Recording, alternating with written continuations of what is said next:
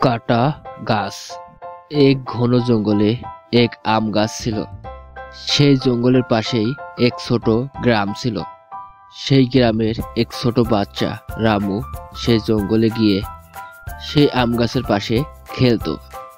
সে সেই গাছের উপর উঠতো, আম খেত এবং পরে সেই গাছের নিচেই বিশ্রাম নিত। রামুর সেই আম গাছে খেলতে খুব ভালো লাগতো এবং সেই গাছও খুব খুশি হতো। এরপর কয়েকদিন রামু আর সেই গাছের কাছে আসলো না। কয়েকদিন পরে রামু সেই গাছের কাছে গেল এবং সেই গাছ তাকে বলল, নাও রামু বেটা, আমার সাথে খেলো। আমি আর বাচ্চা নেই যে তোমার সাথে খেলবো, আমি আর গাছের সাথে খেলি না। রামু আরো বলল, আমার খেলনা চাই, আমার খেলনা কেনার জন্য অনেক টাকা চাই। তখনই গাছ তাকে বলল, মাফ করো বেটা, আমার কোনো টাকা নেই। তো তুমি একটা কাজ করতে পারো, তুমি আমার আম পেড়ে বাজারে নিয়ে বিক্রি করে সেইটা দিয়ে খেলনা কিনো। রামু এই কথা শুনে খুব খুশি হলো। সেই গাছের থেকে আম পারলো, সেটা জমা করলো আর সেটা নিয়ে বাজারে বিক্রি করলো। কিন্তু তারপরে অনেক দিন কেটে গেল, তারপরও রামু সেই আম গাছের কাছে আর আসলো না। বেচারা সেই আম গাছ অনেক দুঃখিত হলো। কিছু বছর পর রামু এক বড় মানুষ হলো।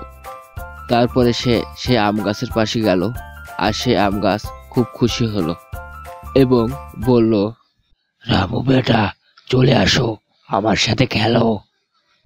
আমি তোমার সাথে আর খেলতে আসিনি, আমি অনেক বড় হয়ে গেছি, আমার পরিবারকে আমার দেখতে হয়, আমার এক ঘর চাই, তুমি কি আমাকে সাহায্য করতে পারো? তখনই সেই গাছ বলল, মাফ করো বেটা, আমার কাছে কোনো ঘর নেই, কিন্তু তুমি একটা কাজ করতে পারো, আমার সব শাখা পোশাকা কেটে তুমি তোমার ঘর বানাতে পারো। এইটা শুনে রামু গাছের সব ডাল কেটে ফেলল এবং সেটা তার সাথে নিয়ে সে খুশি খুশি ওখান থেকে চলে গেল। সেই গাছের শাখা পোশাকা কেটে আর রামু সেই গাছের কাছে আর আসলো না এবং সেই বেচারা গাছ অনেক দুঃখী হলো। কিছু বছর পর গরমের একদিনে রামু সেই গাছের পাশে আসলো এবং সেই গাছ খুব খুশি হলো আর গাছ বলল, আসো বেটা, আসো, আমার সাথে খেলো। রামু বলল, আমি বুড়া হয়ে গিয়েছি, আমার জীবন আরামে চলার জন্য কি তুমি আমাকে একটা নৌকা দিতে পারবে? এরপরে সেই গাছ তাকে বলল, আমার শরীর কাটো আর এটা দিয়ে একটা নৌকা বানাও, এরপরে তুমি নৌকা বানিয়ে খুশি থাকো। রামু সেই গাছের শরীর কেটে ফেললো এবং সেখানে এক নৌকা বানালো আর সে চলে গেল। তো এরপর অনেক বছর হয়ে গেল। শেষে এরপর একদিন রামু সেই গাছের পাশে আসলো। আমাকে মাফ করে দাও বেটা, আমার কাছে আর তোমাকে দেবার আর কিছু নেই, আম তো অনেক আগে শেষ হয়ে গিয়েছে।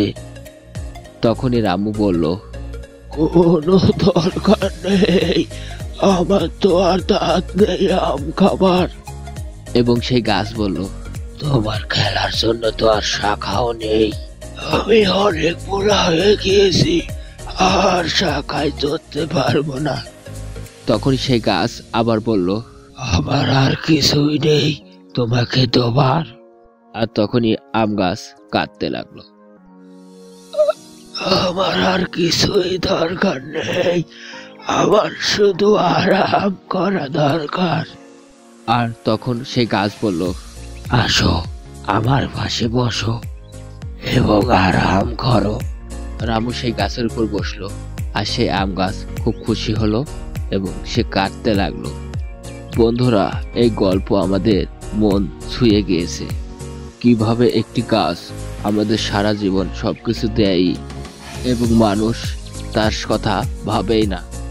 গাছ আমাদের ছায়া এবং ফল দেয়, কাঠও দেয়, কিন্তু আমরা মানুষ আমাদের লাভের জন্য তাকে আমরা কাটি, তার পরিবর্তে আমরা গাছকে কিছুই দেই না। তো বন্ধুরা, আমরা এতে বুঝতে পারলাম যে আমরা কাটার বদলে একটি নতুন গাছ লাগাবো।